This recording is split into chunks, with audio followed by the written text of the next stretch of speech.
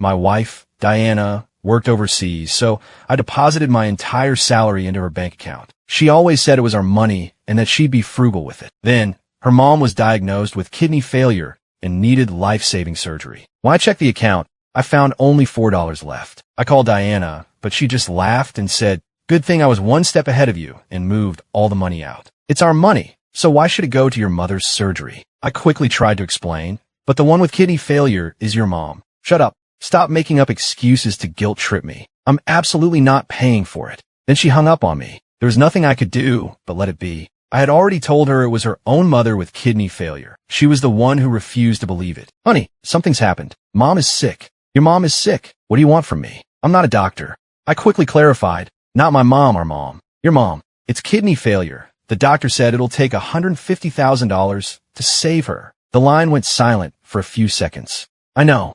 I just got off the plane, and I'm exhausted. Whatever it is, we can talk about it when I get home." She hung up immediately. When Diana got back to our place in Chicago, it was late at night. She took off her trench coat, looking utterly exhausted, and her eyes were filled with suspicion as she looked at me. I rushed forward and grabbed her arm. "The money? Your mom is at Northwestern Memorial waiting for the money for her surgery." She yanked her hand away, took a step back, and sneered. "Frank, you pull this act the second I get back in the country?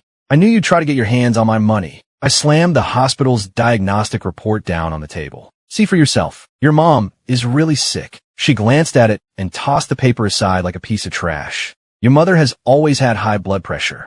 Who's to say this isn't just a complication from that?" She crossed her arms, a mocking look on her face. "You're just looking for an excuse to ask me for money, aren't you? You and your family are really something else." I was trembling with rage as I pointed to the door. "You, come with me to the hospital. See for yourself what she looks like right now." She refused flatly. "I'm not falling for your trap. The moment I step into that hospital, your whole family will latch onto me. Not a chance." In desperation, I took out her joint bank card and held it out to her. "Fine, I won't fight with you.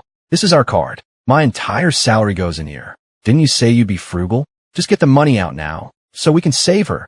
She looked at the card, and her smile widened. "Frank, do you really think I'm that stupid?" I was stunned. She said word by word, "Let me tell you, before you even called me, before I even got on the plane, I transferred every single penny out of that account. There's nothing left." I rushed to the computer and logged into the online bank with trembling hands. The balance read, $4. My head felt like it was going to explode, a loud ringing in my ears. That money was my entire income for the last several years. I hadn't kept a single cent for myself. It all went into that account. I turned to look at her. She was standing there with her arms crossed, watching me with an icy stare, as if I were some pathetic clown. "It's our money, so why should it go to your mother's surgery?" I tried desperately to explain, "But the one with kidney failure is your mom." "Shut up," she yelled. "Stop trying to guilt-trip me." She pointed a finger in my face, her eyes filled with venom. "You'll get money from me for your mother's treatment over my dead body." I had no other choice. I had to call my parents back in my hometown of Springfield. The call had barely connected before I started crying, unable to even speak. After my parents heard everything, they didn't hesitate for a second. "Son, don't you worry," my dad said. "We're going to the bank right now to take out our retirement savings. We'll drive through the night and bring it to you." I hung up and squatted in a corner of the hospital's billing lobby, feeling like an abandoned dog. I was heartbroken, helpless, and drowning in humiliation. My parents arrived at the hospital around noon the next day. They looked exhausted from the drive. Their eyes were bloodshot, and they were tightly clutching a worn cloth bag. "Frank, it's all here," my dad said. $22,000. Go pay the bill." I took the heavy bag from him, a lump forming in my throat as I fought back tears again. Just as I was about to get in line at the cashier's window, a sharp voice cut through the air behind me. Wow, what a convincing performance. I whipped around. It was Diana, standing a short distance away. She was wearing a stylish dress and perfect makeup, looking completely out of place in the hospital. She wasn't there to visit a patient. She was there to catch me in the act. She walked right up to me, glanced at my parents, then at the cloth bag in my hands, and let out a loud, contemptuous laugh. "You'd even cheat your own parents out of their retirement money. Frank, your whole family are master actors." Her voice was so loud, it immediately drew the attention of everyone around us. People started pointing and whispering. My parents' faces flushed with embarrassment, and they stood there awkwardly, unsure of what to do. I was shaking with a rage so intense I could feel the blood pounding in my head. "Diana, haven't you caused enough of a scene?" I grabbed her wrist, trying to drag her to the room so she could see for herself who was lying in that hospital bed. Come and see. See what you've done to your mother. Suddenly, she shrieked like a cornered animal. What are you doing? Are you trying to hit me? She violently threw my hand off, collapsed to the floor, and began to wail. This is unbelievable. I work my fingers to the bone overseas to support this family, and my husband teams up with his parents to scam me out of my money. She pointed at me, crying out to the crowd of onlookers. And now that I've exposed his little scheme, he's trying to attack me. Please, someone help me. The looks on everyone's faces changed. They were filled with sympathy for her and contempt and anger for me. Their stares felt like needles stabbing into my skin. Hospital security arrived quickly and surrounded me. Sir, you need to calm down, one of them said. Let's just talk this out. There's no need for violence. My parents stood anxiously to the side, trying to explain. No, it's not like that. He wasn't, but no one was listening. In the eyes of the crowd, I was now the villain, a man who schemed for his wife's money, deceived his own parents, and resorted to violence. Diana, now protected by the security guards, got up from the floor. She smoothed out her dress and walked over to me. Shielded by the guards and the crowd, she leaned in and whispered so only I could hear, trying to outsmart me? You're not even close. Then, she turned and walked away like a triumphant general, basking in the sympathetic looks from the crowd. She was gone. I just stood there, completely still. I looked at my parents' worried, helpless eyes, at the pain and injustice written all over their aging faces. A wave of humiliation, stronger than anything I had ever felt, washed over me. The $20,000 my parents brought was spent in the ICU as quickly as water, gone in just a few days. In the doctor's office, the attending physician looked grave. Mr. Miller, the patient's condition is not good. We need to prepare for a second surgery immediately. If we wait any longer, the complications will multiply, and then there will be nothing we can do. I walked out of his office feeling like my world was collapsing. I decided I had to sell our only car. It was an expensive car, but it could probably get me $10,000 or $15,000. I sent Diana a message on iMessage, telling her I needed the car keys. She didn't reply. When I got home, the car was gone. I called her, and she picked up right away. Where's the car? I asked. I drove it off and hid it, she said, her tone as casual as if she were talking about the weather. Frank, I'd give up if I were you. The car is registered in my name. You want to sell it? Not a chance. Before I could say anything else, I heard loud music and laughter in the background. Then she hung up. She didn't come home that night. The next day, she returned, but she brought a group of friends with her. They threw a party in the living room, drinking and laughing loudly. I shut myself in the bedroom, but I could still hear every word they said. Diana, what's up with your husband? I heard he wanted to sell the car for your mom's treatment. Don't even get me started. He's just desperate for money. Exactly. It's his mother's problem. Why should you have to pay for it? You better keep a tight grip on your money. Don't worry. He won't get a single penny from me. Their laughter felt like nails being hammered into my ears.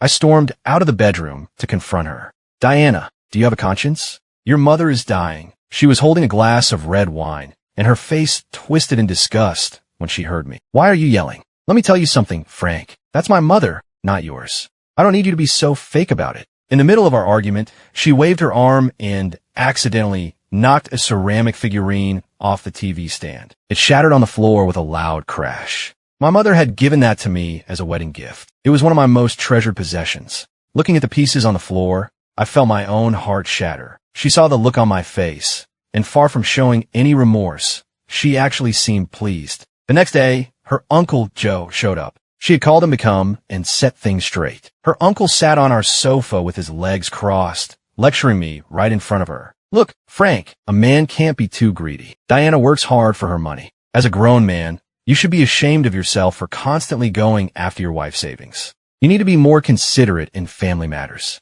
You should know better. All the while, Diana sat beside him, playing the part of the wronged wife, constantly dabbing at her eyes. Watching their performance, I felt like a complete outsider in my own home, a greedy villain they had both ganged up on. After her uncle left, she pulled a document out of her purse and tossed it onto the coffee table in front of me. It was a divorce agreement. She stood over me with her arms crossed, looking down at me. Sign it. Once you do, this debit card next to it is yours. It has $10,000 on it. She paused, a cruel smile twisting her lips. Consider it a charitable donation from me, for your mother's funeral expenses. In that moment, I felt the blood freeze in my veins. I snatched the divorce papers, ripped them to shreds, and threw the pieces in her face. She didn't get angry. Instead, she just smiled. Tear it up. It doesn't matter. I have plenty of copies. Frank, I suggest you be smart about this. If you don't sign, I'll go to your office and cause a scene. I'll tell everyone about this mess, ruin your reputation, and get you fired. I looked at her face, twisted and ugly with spite, and the last shred of affection I had for her was utterly destroyed. I stopped arguing. I stopped being angry. A terrifying calm washed over my heart. I looked at her and said only 4 words.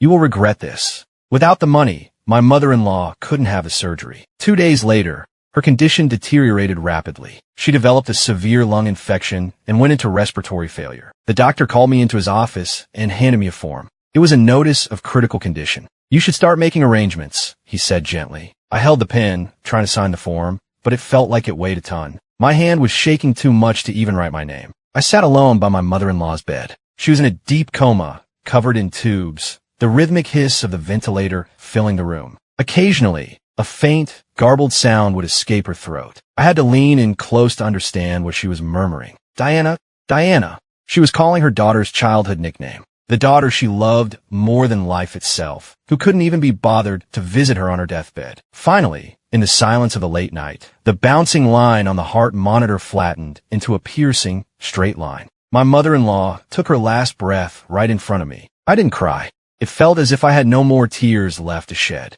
I calmly handled all the final arrangements. I contacted the funeral home, arranged the cremation and the burial. Then, I went to the county clerk's office and obtained an official, sealed copy of her death certificate. After all that was done, I returned to what was supposed to be my home. The moment I walked in, I saw Diana lounging on the sofa with a face mask on, her feet up, eating chips, and watching some comedy on TV. The sound of the laugh track mixed with the crunching of her chips was grating. She saw me and shot me an annoyed look. Off begging again? Did you get anything this time? I said nothing. I walked over and placed the cold, officially sealed death certificate on the coffee table in front of her. I set it down gently, but it landed with a heavy thud. She scoffed and picked up the paper. Wow, you're really committing to the bit, aren't you? She held the certificate up to her face, studying it closely as if searching for a flaw. Where do you get this forgery made? It's pretty convincing. You even got a raised seal. She was still smiling as she read it aloud. Then her eyes landed on the line for the name of the deceased,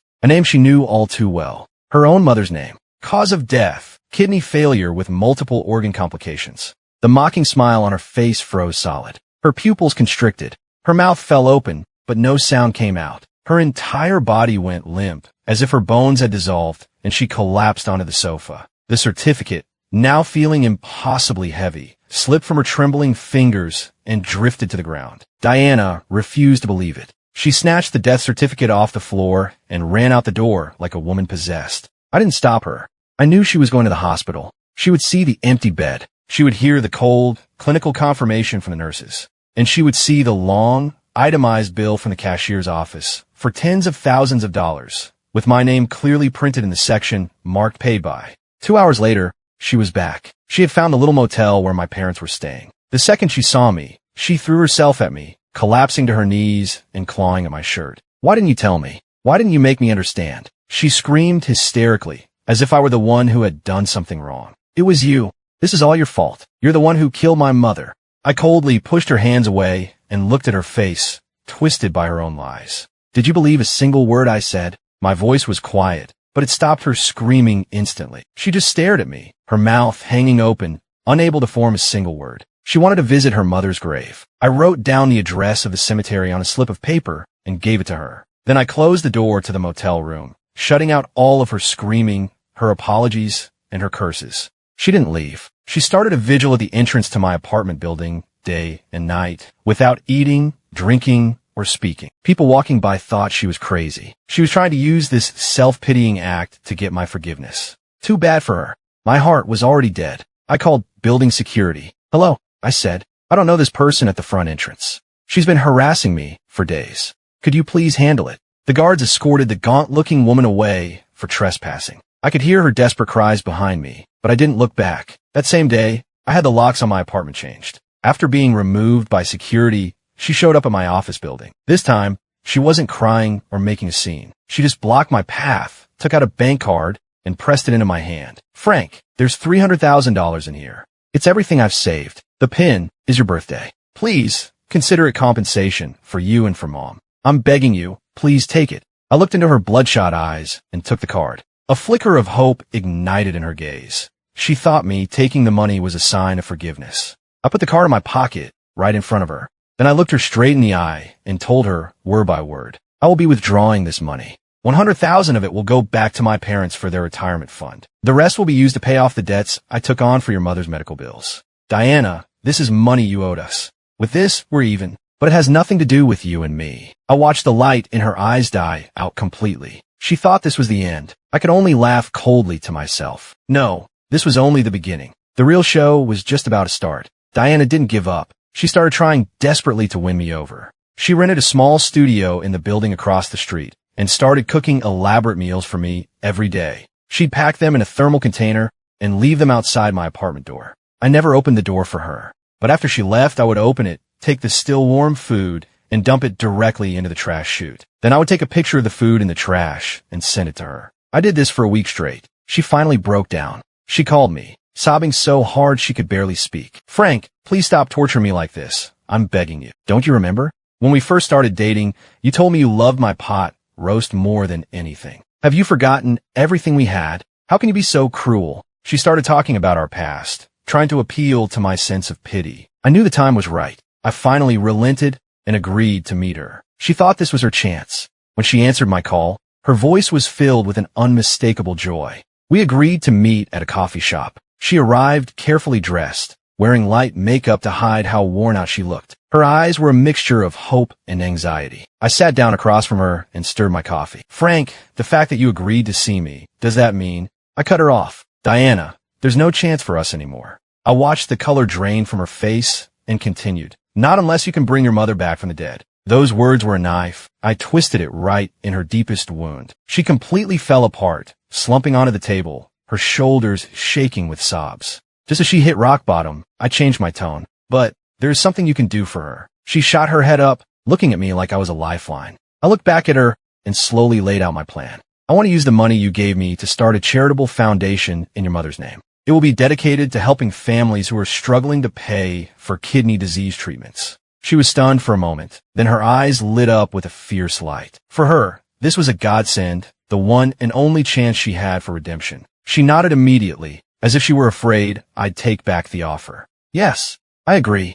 I'll do it, she said eagerly. But 300,000 isn't enough. I have other investments overseas, my own money. I can liquidate everything and put it all in. She took the bait. I looked at her, my expression showing just the right amount of gratitude. I reached out and gently took her hand. It was ice cold and trembling. All right, Diana, I'll be waiting. This is your only chance. I watched her face, flushed with excitement, and felt nothing but ice in my veins. The snake was finally leaving its den. Diana immediately made plans to fly back to London. She did everything I said, reporting her progress on liquidating her investments to me every day. The day she left, I hired a private investigator. I wasn't interested in her so-called investments. I wanted to know about her real life overseas for the past few years, the life she kept hidden. The PI was efficient. A week later, a detailed report and a thick stack of photos arrived in my encrypted email inbox. I opened the email and read through it, word by word. Diana didn't have any investment projects in London.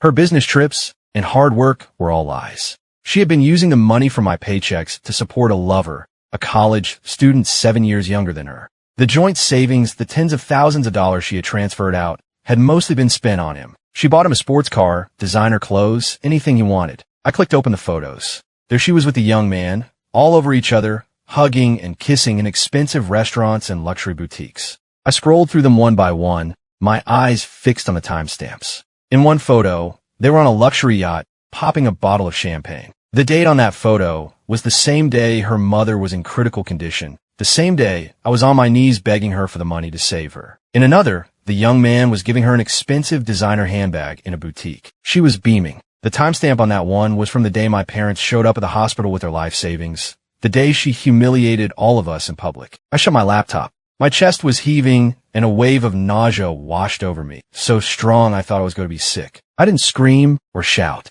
I just walked to the window, lit a cigarette, and forced myself to be calm. The next day, I took all the evidence to a notary public. I had every piece of proof of her infidelity and her illegal transfer of our marital assets officially notarized. After that was done, I went back to playing the part of the husband, hoping for reconciliation. I kept up the act, calling her on FaceTime every day, gently asking how the fundraising for the foundation was going. I acted incredibly excited, even starting to talk about what our lives would be like after we got back together. She was completely taken in by the future I described. To prove her sincerity to me, she even sold the designer bags and jewelry her young lover had given her, pooling the money into the new account she had set up for the foundation. She thought she was taking steps toward her redemption. She had no idea she was walking straight into the grave I had dug for her. Everything was in place. I sent her a message. Diana, is the money all set? I'm planning a launch ceremony for the foundation, and I really want you to be there in person. It's going to be a press event and also a ceremony for us to get back together. Have all the money ready. I'll be waiting for you. It was time to spring the trap. Diana believed every word. With my encouragement, she transferred every last dollar she had into the designated account I had provided for the foundation. She thought it was the start of our new life together. She had no idea that I was the sole beneficiary of that account. The moment the money hit the account, I had the private investigator contact her young student lover. I arranged to meet him at a cafe. He showed up, a handsome, cheerful-looking young man, dressed in designer clothes that I had paid for. I didn't waste any time on small talk. I just slid a folder across the table to him. This is about your girlfriend, Diana, and some things you don't know about her. He picked up the folder, looking confused. Inside was Diana's personal information, including her marital status, married. It also contained a copy of her mother's death certificate. There was also an asset analysis report from a forensic accountant, proving that Diana was now completely broke and was about to be sued for a substantial amount in a divorce settlement. The expression on his face went from confusion to shock, and then to pure panic. He looked at me, his face pale. This can't be right. She told me she was a senior executive at a multinational corporation. I smiled. And I bet she told you the money she transferred was for a charity, right? Let me tell you, that foundation doesn't exist. All of her money is now in an account that neither you nor she can ever touch. I leaned forward, looking him straight in the eye. If you stick with her, you're going to be dragged into a world of trouble. You could even be named as an accomplice in her illegal transfer of assets and get sued right along with her. I gave him the details for a new bank account. There's $20,000 in it. Consider it hush money in your severance package. Take it and disappear from her life forever. For a second, I saw a flicker of conflict on his face, but it was quickly replaced by greed and fear. He wrote down the account number without a moment's hesitation. Then, just as I instructed, he blocked Diana on every platform, right in front of me. Human nature can be so predictable sometimes. After that was settled, I went home. It wasn't long before my phone rang. It was Diana. Her voice was filled with anxiety and panic. Frank, I can't get in touch with him. He's blocked me everywhere. The him she was talking about was, of course, her lover who had just taken the money and run. She was starting to panic and was calling me for comfort. I used the gentlest, most reassuring voice I could muster. Honey, don't worry. It's probably just a misunderstanding. It doesn't matter if he's gone. You still have me. I'm waiting for you to come home. Bring the money for our foundation and bring our future with you. My words calmed her down. She said through her sobs, Okay, Frank, I still have you. You're all I have left. She relaxed, completely lost in the beautiful dream I had woven for her, a dream of starting over with me when she returned. She had no idea that the gates of hell were already swinging open for her. Diana flew back to Chicago, filled with dreams for our future. As she walked out of the international arrivals gate at O'Hare, she looked tired, but her eyes were scanning the crowd, searching for me. When she finally spotted me, a huge smile spread across her face. But it froze a second later, because she saw I wasn't alone. Standing next to me was a serious-looking, middle-aged man in a suit. My lawyer. She walked toward me, her face a mask of confusion. Frank, who is this? I didn't answer. I just took a folder from my lawyer and held it out to her. It was a legal notice. Inside, in stark black and white, were the words, Petition for dissolution of marriage and a claim for the recovery of misappropriated marital assets. She stared at the papers in disbelief, then looked up at me. Frank, what is this? Is this some kind of sick joke? Her voice rose in panic. What about the foundation? We had a deal. What about us getting back together? I smiled. Didn't you want to do something for your mother? Well, every penny of your money has been donated, in your name, to the National Kidney Foundation. Here's the receipt. I pulled a copy of the donation receipt from my pocket and waved it in her face. As for you, I took out the thick stack of photos I had prepared and threw them in her face. They scattered all over the floor. Every single one was a damning image of her and her young lover. It's time you pay the price for what you've done. She looked from the photos on the floor to my cold, emotionless face and finally connected the dots between her missing lover and the fortune I had just tricked her out of. She finally understood. From the moment I had agreed to meet her at that coffee shop, she had been walking into a trap I had designed specifically for her. Aya! She let out a piercing scream and lunged at me like a wild animal. Frank, you tricked me. You bastard.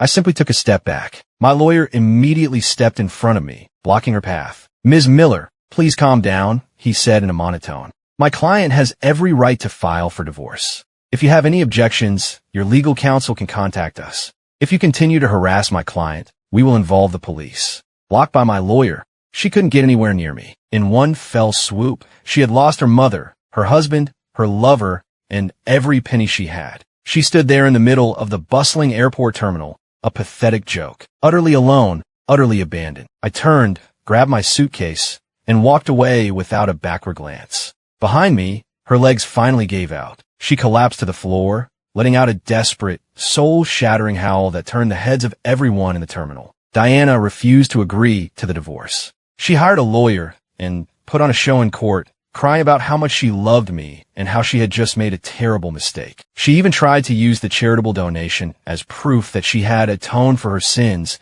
and was genuinely remorseful. When it was my turn, I didn't say a word. My lawyer simply presented the judge with one piece of irrefutable evidence after another. The photos and videos of her affair. The bank records showing the malicious transfer of our joint assets, and how all of it was spent supporting her lover. And finally, the most damning piece of evidence, a detailed timeline. On one side, it listed every date and time her mother's hospital bills were due, from her admission to her final days. On the other side, it listed every large credit card charge she and her lover made on those exact same dates. To close, my lawyer called her uncle and other relatives to the stand. Under questioning from the judge, they were forced to admit how Diana had refused to help her dying mother, how she had slandered me, and how cruel she had been. She was abandoned by everyone. The judge's ruling came swiftly. The divorce was granted. Due to her gross misconduct during the marriage and the malicious transfer of assets, the court ruled that Diana would leave the marriage with absolutely nothing. She lost everything.